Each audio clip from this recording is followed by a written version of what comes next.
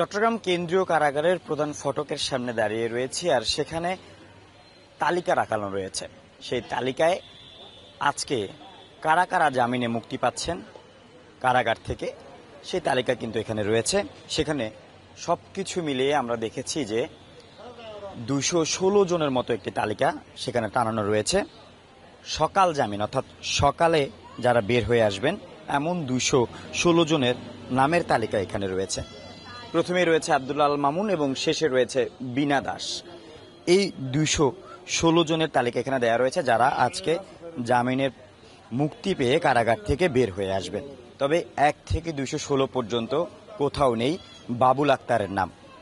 সাবেক এসপি বাবুল আক্তারের জামিন গত যে তালিকা টানানো হয়েছে সেখানে কোথাও তার নাম নেই।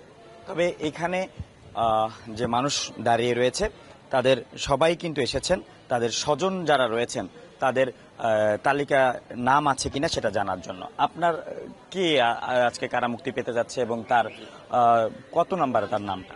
জি, সে হয়েছে আমার ছোট ভাই। এই যে 38 নাম্বার আছে ফরহাদ, বাড়ি বোলাওর।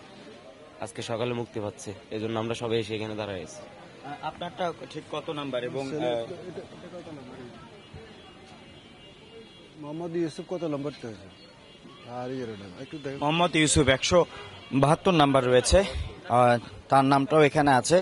এবং সবাই অর্থাৎ যারা স্বজনরা রয়েছেন তারা কিন্তু এসে এই জায়গাটিতেই নাম দেখার চেষ্টা করেন যে আজ সকালে কারা কারা বেরোচ্ছেন। সেটা কারা কর্তৃপক্ষের থেকেই কিন্তু একদম প্রধান ফটকের সামনে তালিকা করে লাগিয়ে দেওয়া হয়, কিন্তু সেই জায়গায় বাবুল আক্তারের নাম নেই। তবে কি বাবুল আক্তার আজও মুক্তি পাচ্ছে না? আল আমিন শিকদার, যমুনা নিউজ, চট্টগ্রাম।